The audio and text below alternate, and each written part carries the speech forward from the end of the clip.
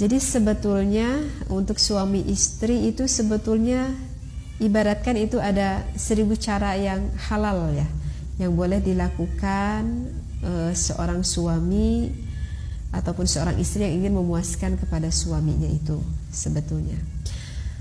Mohon maaf sebelumnya jika di dalam pembahasan ini begitu ya ada kata yang agak kurang nyaman, karena di dalam fikih itu kan kita harus jelas gitu ya, kita harus lugas gitu, kita tidak boleh ambigu begitu, sehingga fikih itu harus jelas akan hitam putihnya, karena kan ini berbicara antara halal dan juga haram begitu, karena ini berhubungan berkonsekuensi antara pahala juga dengan dosa begitu, sehingga harus jelas lah apa itu konsepnya, ataupun salah penerapan itu bisa mengakibatkan hal yang negatif gitu kepada yang lainnya. Jadi mohon maaf jika di dalam pembahasan ini begitu, tetapi ini memang dibutuhkan sekali, apalagi untuk orang-orang yang sudah berumah tangga, khusus untuk suami dan istri seperti itu. Jadi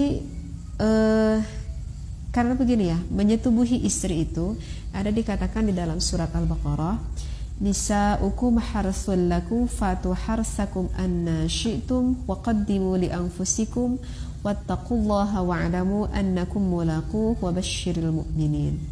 Di sini dikatakan di dalam surat Al-Baqarah bahwa nisa'ukum, bahwa istrimu itu harsul lakum, diibaratkan itu adalah seperti ladangmu.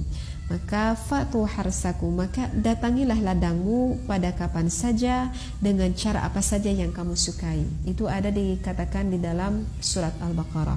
Dan di sini dikatakan dan utamakanlah yang baik untuk dirimu dan bertakwalah kamu kepada Allah. Jadi sebetulnya banyak sekali caranya, banyak sekali, asal yang tidak bertentangan dengan syariat.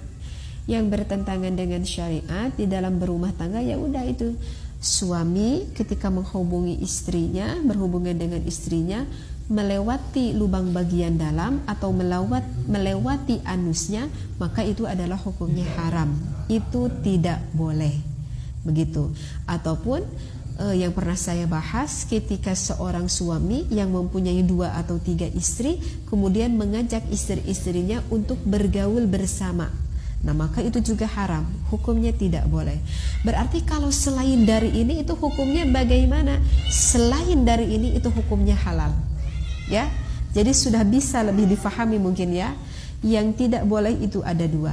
Yang pertama, ketika suami melewati anus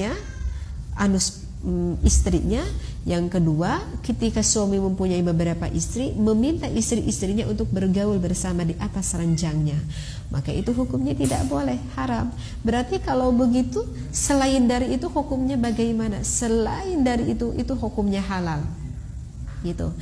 Baik, maaf ya, karena ini ada dikatakan di dalam kitab Qurratul Uyun, maka jima yang lebih baik yaitu adalah ketika seorang suami berada di posisi atas wanita begitu, dengan menyiapkan suaminya, misalkan ada bantal begitu, untuk ada di tiduri di atas wanita tersebut, ada di bagian ini gitu.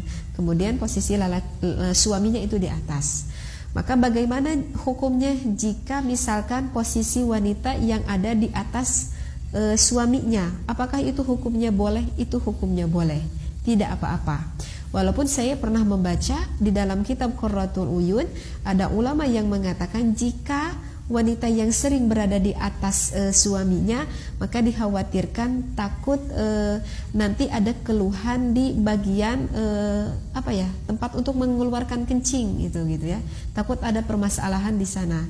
Sehingga ulama mengatakan jadi gaya yang lebih aman menurut ulama itu adalah ketika posisi suami berada di atas wanita. Jadi kalau misalkan wanita di atas suami, apakah hukumnya boleh? Apakah hukumnya haram? Itu hukumnya boleh, seperti itu. Di sini dikatakan dan utamakanlah yang baik gitu.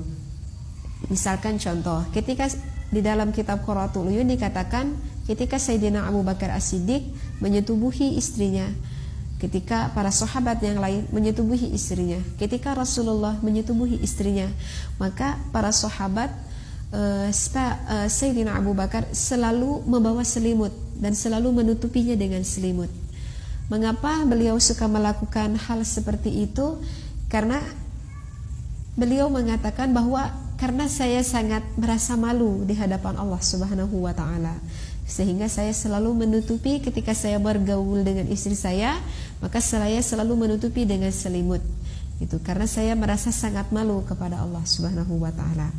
Lantas bagaimana kalau kita tidak suka dengan memakai selimut? Mungkin kata alasan suami, maaf ya, mungkin karena alasan suami tidak leluasa ataupun tidak bebas gitu untuk melakukan berbagai macam gaya.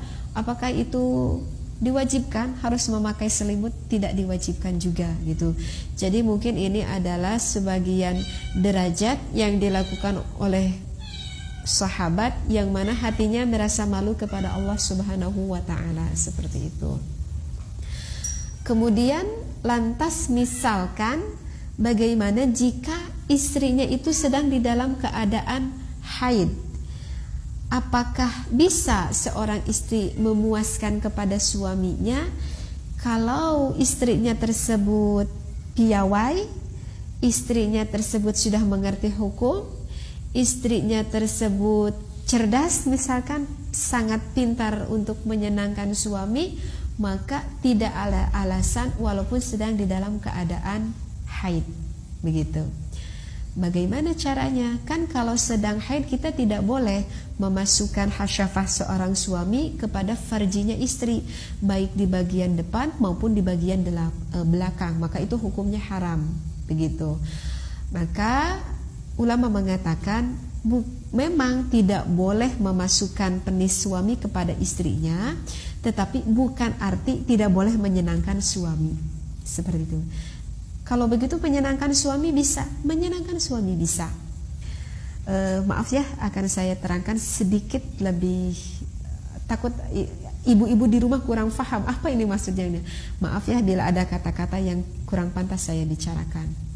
Jadi misalkan seperti ini, yang diharamkan di dalam kitab Safinah, yaitu haram ketika istri sedang haid ataupun istri sedang nifas, maka bima bayana surati warukbah.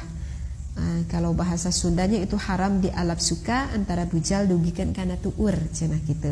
Kenapa Syekh Nawawi mengatakan seperti itu? Karena dikhawatirkan jika sudah suaminya menggauli antara pusar sampai lutut, suaminya dikhawatirkan itu tidak sabar sehingga memaksa istrinya untuk memasukkan hasyafah kepada farjinya.